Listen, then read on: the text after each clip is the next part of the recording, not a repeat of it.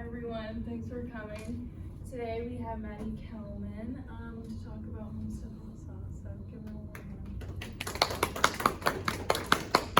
warm. Thank you for having me, everybody, and thank you for coming to hear what I have to say. So, tonight we are going to go through a playbook for entrepreneurs, and my name is Maddy Kelman. Starting a business is one of the most exciting and challenging things that you can take on. Tonight, I'd like to walk you through a playbook to help you bring your idea into reality. My name is Maddy, and I'm the hot sauce girl. I am the owner and CEO of Homestead's Hot Sauce, a healthy hot sauce company. My products are sold in stores and online nationwide. I've been interviewed on live television, competed on reality TV.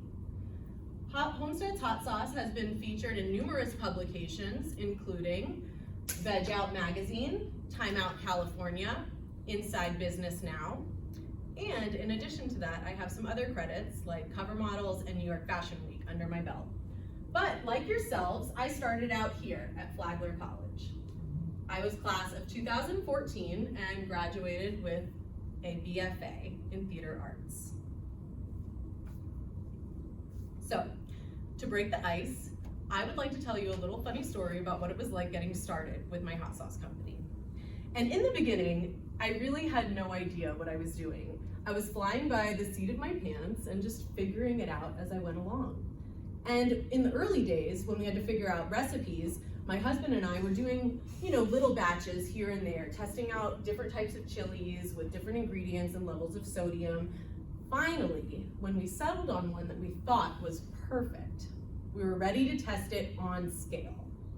So we went to the store and we got 15 pounds of green chilies, tons of garlic and tomatoes, went home and got to work. Now, at this time, we didn't have a fancy kitchen. We didn't have any fancy kitchen equipment. We had to do everything by hand. So we were chopping, cutting, emulsifying. I mean, it took hours. And finally, when we were finished, we looked at each other and said, "We did it!" So we turned the hot sauce on to boil, ordered our favorite takeout, turned on our favorite TV show, and started relaxing. Well, 15 minutes goes by, and all of a sudden, he's sitting next to me sneezing, and it's getting louder and more aggressive and uncontrollable, and he's not stopping. And I start to feel this creeping sensation coming up my neck and onto my face and in my nose. My baby in the other room started crying. My mom ran out, and she's like, "We've got to get out of here! We've got to get out of here! It's spicy everywhere!" So we start running around our tiny one-bedroom apartment, grabbing milk bottles, diapers, whatever we needed to survive on the outside. Well, turns out we had no idea cooking hot sauce at home would turn our apartment into a literal gas chamber. We evacuated, and finally when we came back, we realized we learned a valuable lesson. You need to have safety measures in place while cooking hot sauce at home. But that is a valuable lesson because it's a build, measure, grow philosophy. And that's what's gonna lead us into our discussion today. So today we are covering the 5 key steps of turning an idea into reality. Getting started, problem solving and bootstrapping, building a brand, social media marketing, and social impact.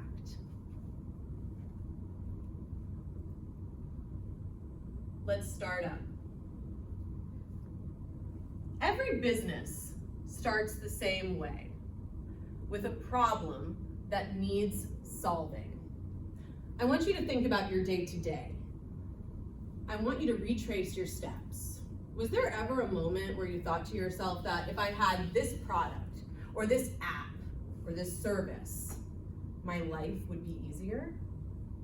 If you answered yes, you might have found your next big idea. Inspiration for something new, or innovation on something that already exists, is around us from our day-to-day struggles.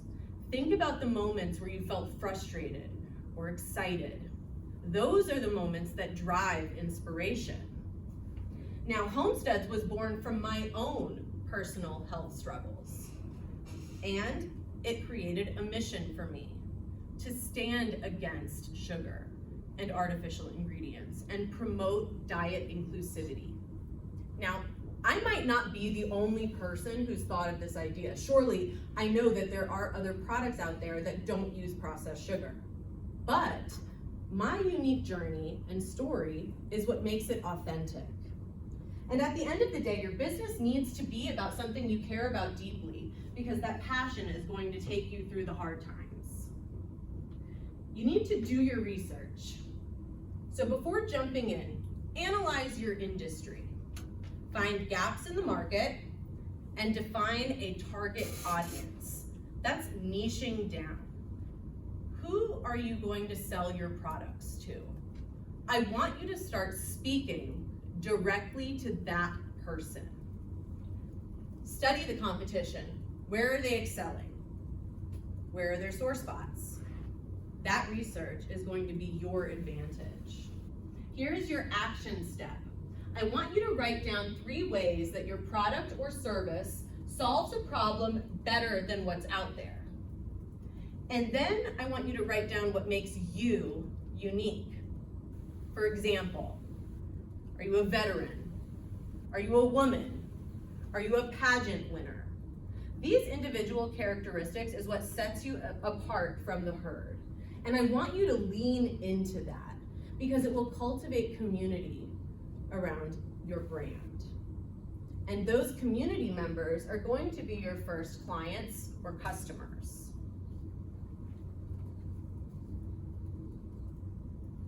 Let's start up. There is no right time, only right now. Wes Bergman, CEO and founder of Beta Block's Business Incubator. Build, measure, and grow.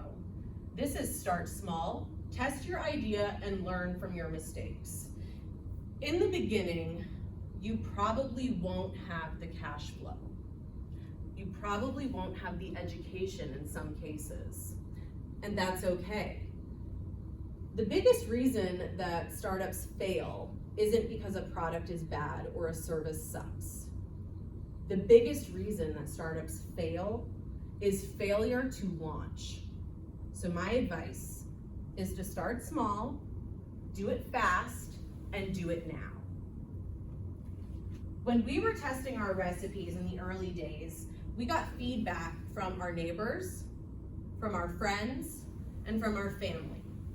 The close proximity of our friends, family, and neighbors helped us make adjustments to the recipe quickly.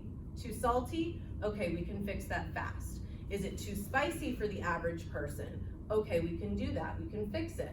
Now, these changes might at first feel like you're stepping away from your original idea, but they're not. You don't want to get stuck on a first generation product. You want to be able to accept critique and criticism within reason and then make adjustments. That is what build, measure, and grow means. Problem solving and bootstrapping. Learn to problem solve, because entrepreneurship is problem solving 24/7. From the conception of your idea to all the way when you're at the multi-million-dollar stage. You are problem solving the whole way through. It's like whack-a-mole for business. LLC, Google Ads, new platforms, new sales outlets. You probably won't have experience with this in the beginning, and neither did I. But through my experience, I was able to create this problem-solving triangle. And what this has done, it has allowed me to create a list, an order of operations, if you will, and you can chisel things off of that to-do list as you move forward. So we'll go through that together really quickly. We've got urgency. What has the biggest impact on the success of the business? 2, time. What has the closest deadline? There are things in business that are very time sensitive. Setting up your LLC, for example, setting up your tax codes. Number 3, cost. What can you reasonably afford? Now, This is going to be the variable that weighs the most heavy against the others on this triangle. With cost and reasonably afford, that means you focus on the smaller financial milestones first, and then build yourself up to the bigger high-ticket items. Now, with homesteads, in the beginning, we were prioritizing our branding kit over our website. And some of you might think, well, don't you need a website to sell? Well, yes, you do. But to have a website, you also need to have a color palette. You also need to have a logo, some of the most basic functions of starting a business. And those things cost a lot less than a website. So if you get your foundation right, you can spend a little bit of money, get a really solid foundation, and then use your creativity on the website later. It'll save you time, money, and technical support. So, moving on, we've got the bootstrapping basics. What does bootstrapping even mean? Well, basically, it means that your business is self-funded. But why would you do that? Well, to achieve milestones, to budget your precious resources, bolster credibility when it is time to sell or scale, and maintain 100% ownership. Giving away too much too early, looking for investors, can destroy your startup. The pressure of having to pay people back too early can be the death of your entrepreneurship journey. And I highly recommend focusing on a milestone to milestone budget, which we will talk about shortly. Here are the bootstrapping key principles. Don't hire out on a job you can learn to do yourself. Learn your business better than anyone else out there. This is your opportunity to learn different parts of the job, and then when it is time to train employees in the future, you'll know what to expect from them, and you'll know how to perform their jobs better than they do. Now, you should ask yourself this: before I pay for this service, can I probably find it for free? And the answer is usually yes. Social media. You can do research, connect with other brands, you can promote yourself, you can do all of that for free. So using your free tools is to your advantage. You can get started without thousands of dollars with a milestone to milestone budget. So a milestone to milestone budget is when you focus all of your energy on one goal. For example, the beginning goal is the LLC. So you would save enough money just for that and only focus on that task, getting the LLC. Once you do that, you can focus on the next step, and then the next step, and so on. But if you fundraise too early and get a huge sum of cash, then you have this ability to spend it on a lot of different things at once. Your energy and your attention gets spread out. Now, spreading yourself too thin can digress from the end goal of the startup. So focusing on a pinpoint type of energy, so focusing on just task by task, is gonna help you save your resources and your time and your energy. So the free resources that we talked about that are out there. There is government help. There are peer groups, mentorships, free education online. And I would like to just point these out to you really quickly. Canva is what we're using even right now. This is a design software that is free, but they also have upgrades. It's very user-friendly. You will at some point need to design something for your business, and so I highly recommend this just because it's so user-friendly. Google Docs is great because it's free, and also because everyone knows how to use it. The other thing is that if you have co-founders, Google Docs is very helpful for communicating and sharing important information. Then we have our social medias, Meta, LinkedIn. Now we're gonna talk more on that later, but we know it's a really great resource. The Blocks. The Blocks is a reality TV show, and it's an educational TV show. It is teaching the audience how to start a business. So if you want to start a business and you're looking for other educational tools that are also fun and creative, I highly recommend watching the show. And then YouTube, I mean, everybody knows the educational resource of YouTube. The last one, Trademark Genius, I'm gonna talk about that really quickly. When we were in the first year of our startup, my husband tells me, okay, it's time to go get your trademark, so you have to do it right away.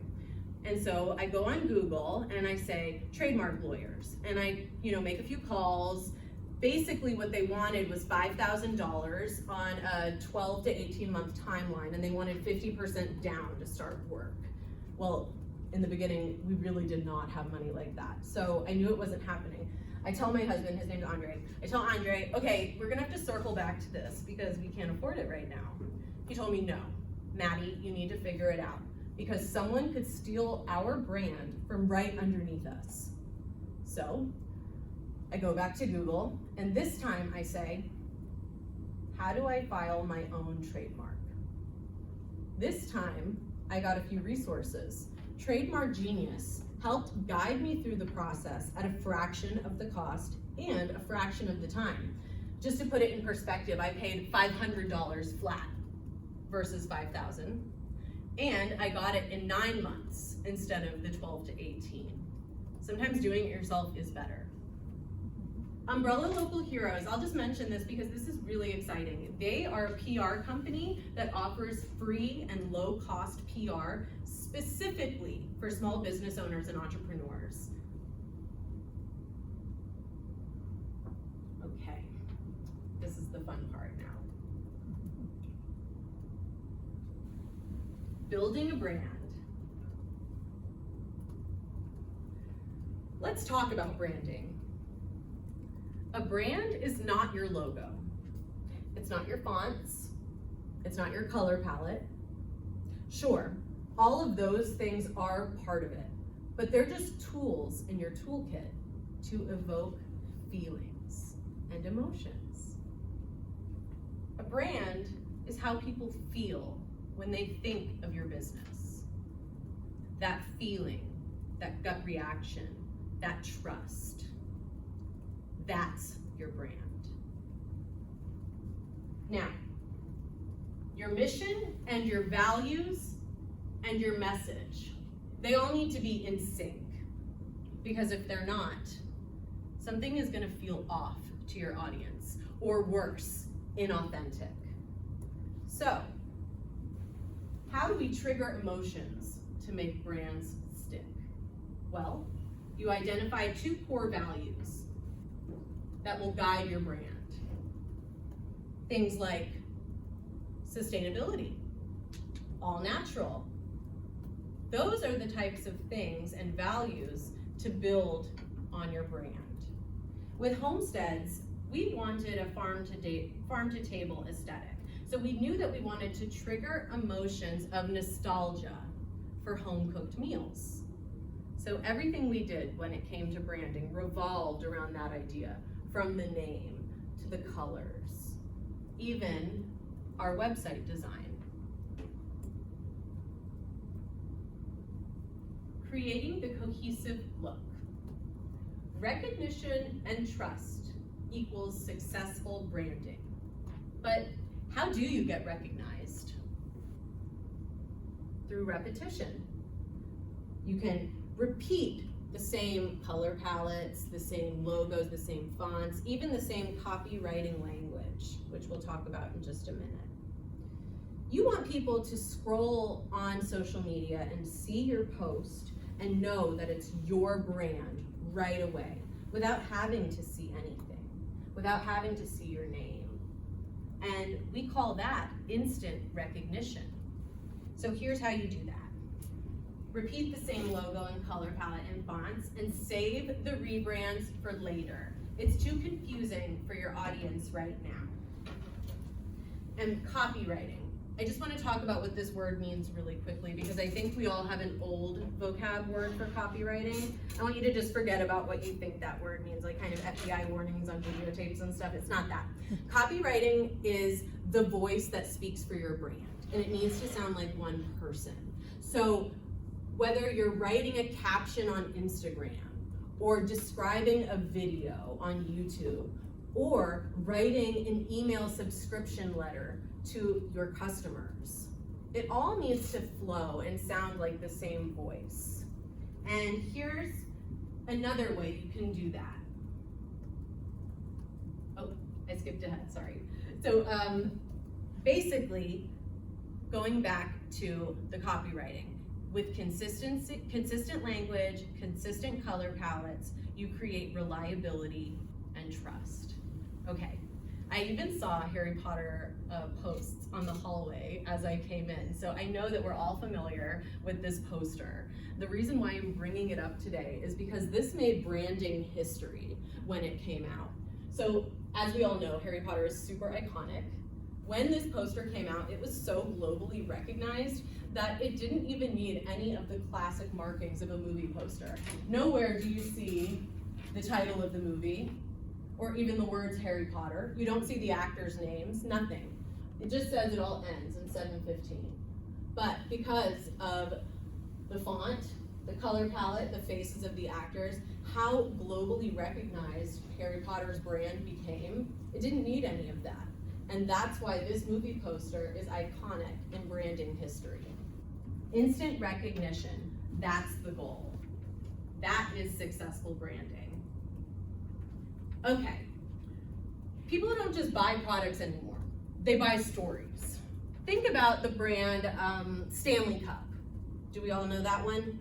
Okay, it's just a to-go cup. It keeps your water cold. You can bring it here, there, and everywhere.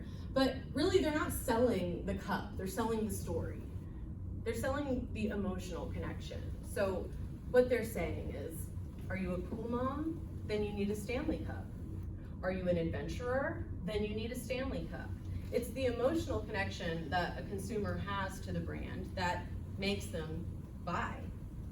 So, tell your story. Your brand's story should be authentic. People can smell a fake from a mile away. It needs to be emotional because emotions drive buying decisions. It needs to be relatable because we all want to feel like we're part of something. So your action step, ask yourself, why should people care about my brand? And then write your brand's story. Social media, your most powerful free tool. Social media is the great equalizer. You don't need a big budget. You don't need a PR team. You don't even need celebrity status. All you need is strategy. Amongst top entrepreneurs, social media is rated as their most valuable tool in their toolkit. But often when we're starting out, it's very easily overlooked. And if you're not using social media, frankly, you're leaving opportunity and money on the table. It's the brick and mortar of today, without the rent or the bills. So basically, it's perfect for entrepreneurs. I know that social media is fun for some people and not fun for others, but it's not going anywhere. And so the sooner that you come to terms with this, the fact that you will have to utilize it as one of your tools, the better off your idea and your eventual business will be. Now, there's no other form of marketing in history that has given this much power to small business owners. Imagine, right in the palm of your hand, literally, you have access to a global audience. You can talk to customers, direct engagement.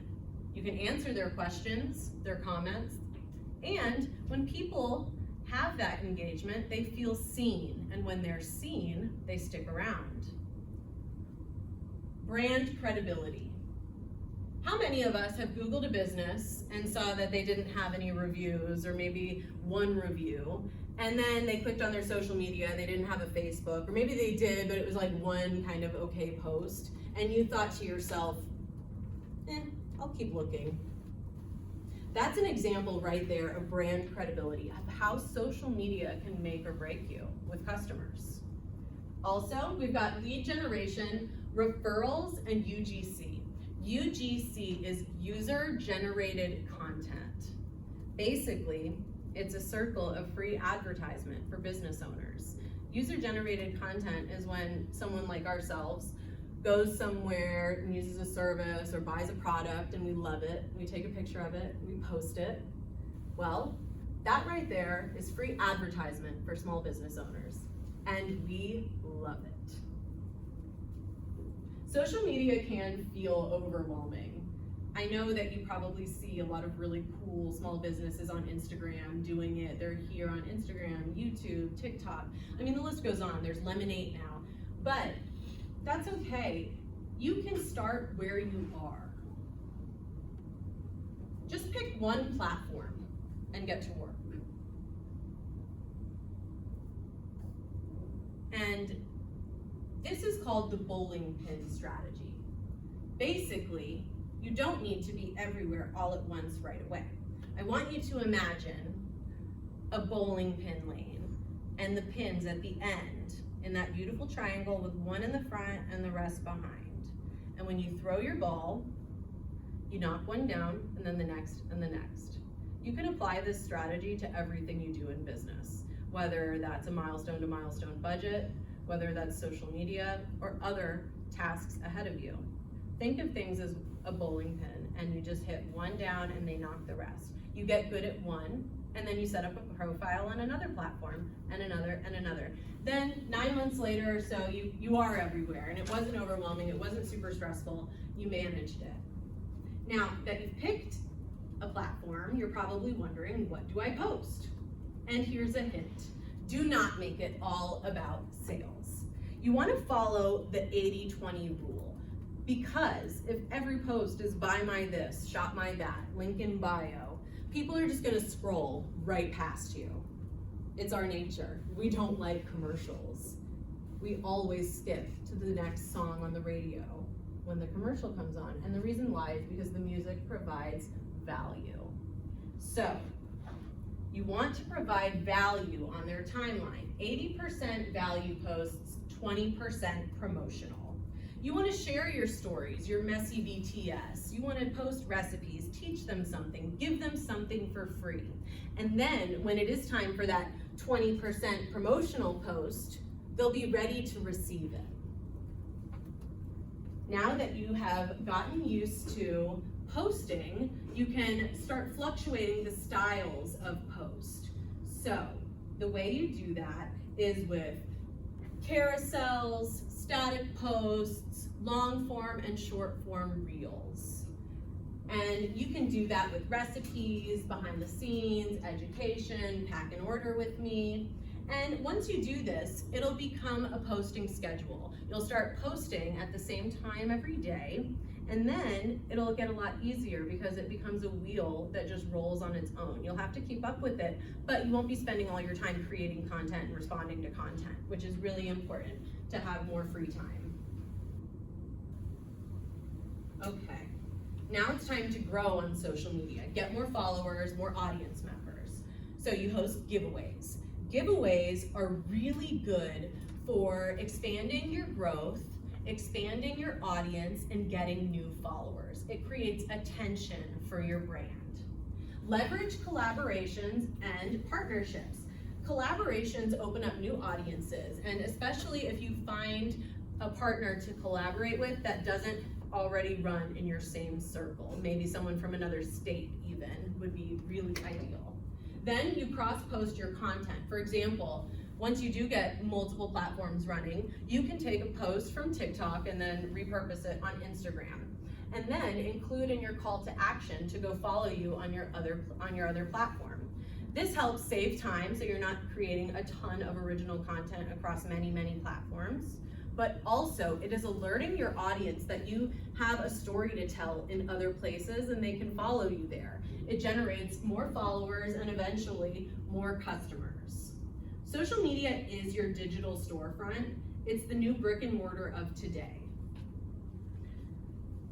Here is a hard truth.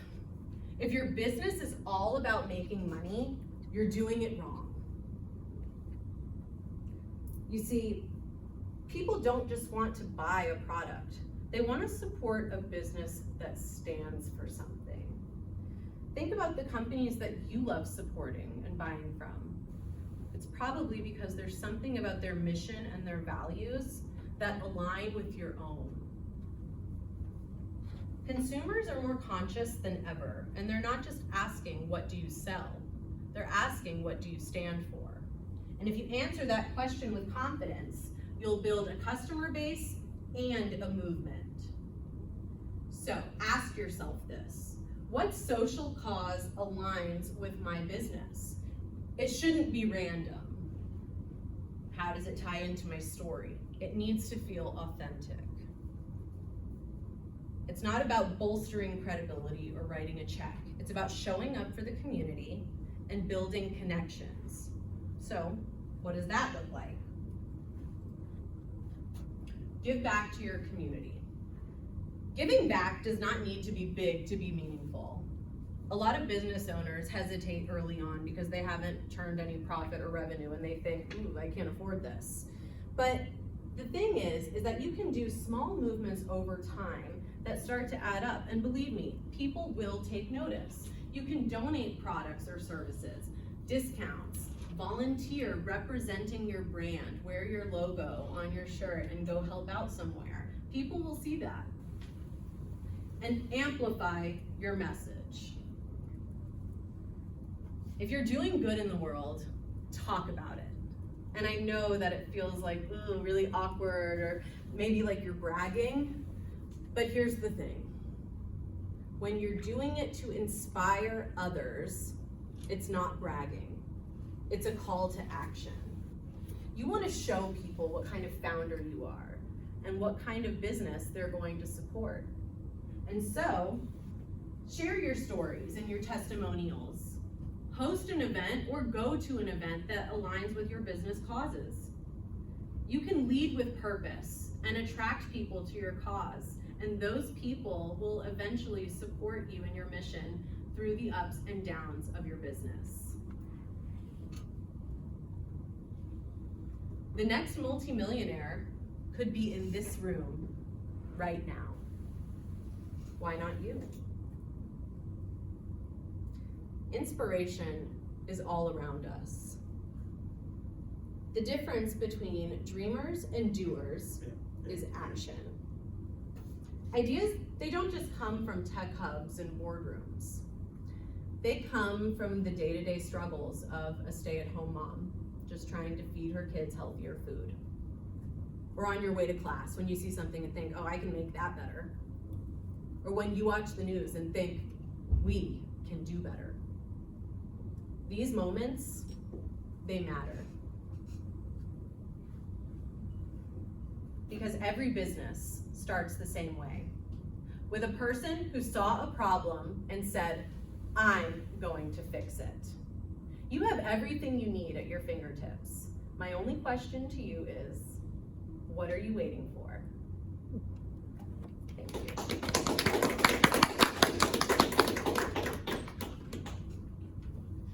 So if you guys have any questions about the presentation or anything else, I would be happy to answer any questions. And before you leave today, I hope that you guys will all take hot sauce with you and a brochure. And I set out these magazines if you guys want to flip through them, please feel free. Are there any questions about any of it? Yeah.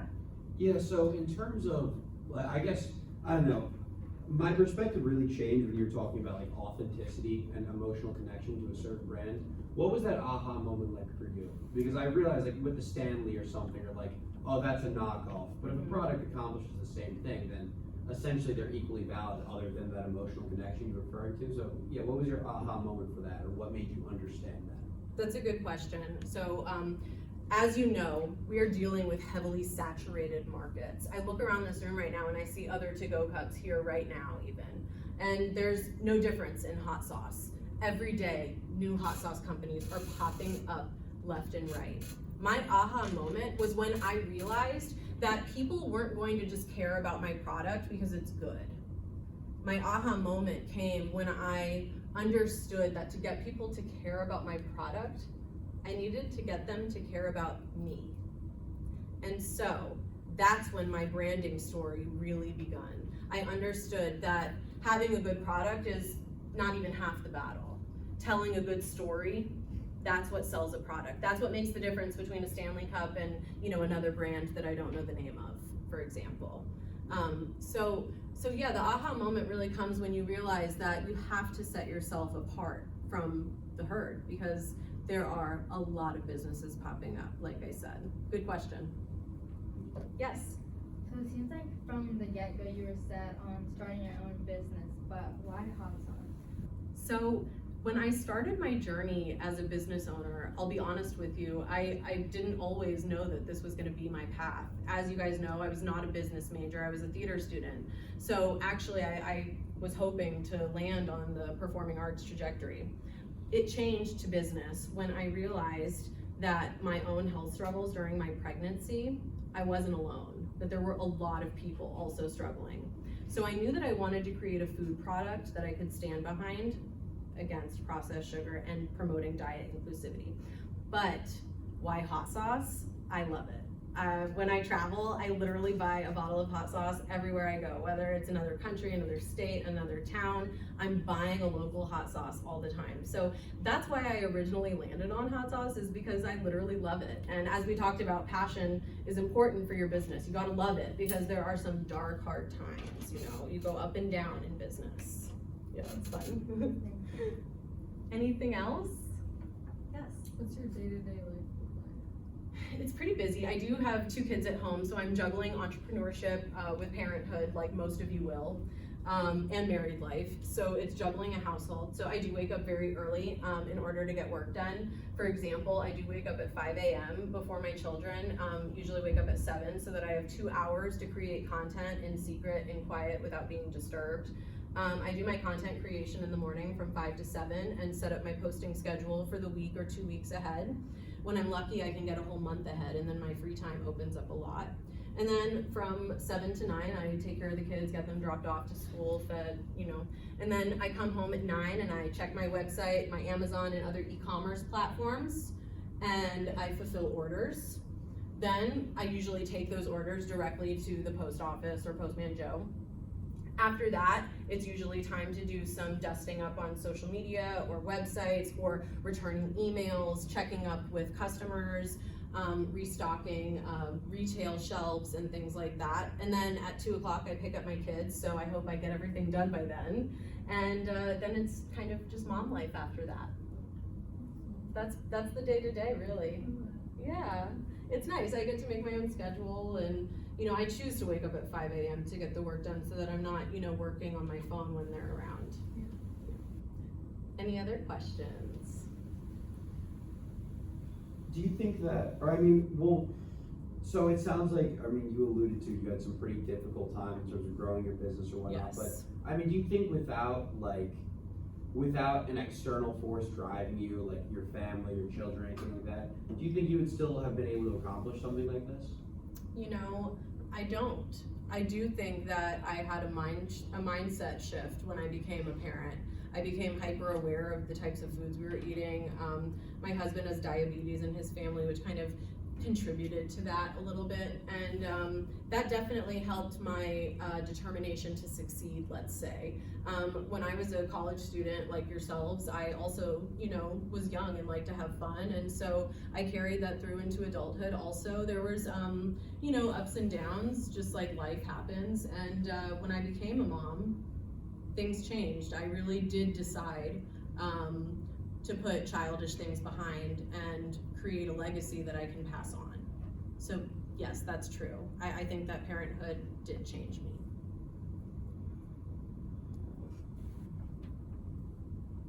Thank you guys, seriously. Thank you so much. Would you be open to taking a photo together? Please. Great, great. Can you take our picture? This is my stepmom, by the way. She helped me do the recordings. Okay, we'll do them like that. Thank you. Maybe, can you maybe stand right here in the middle? Okay. I'll stand here. You guys can come to me.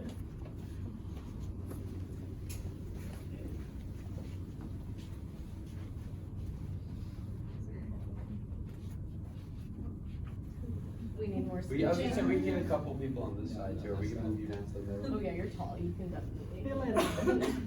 How's that?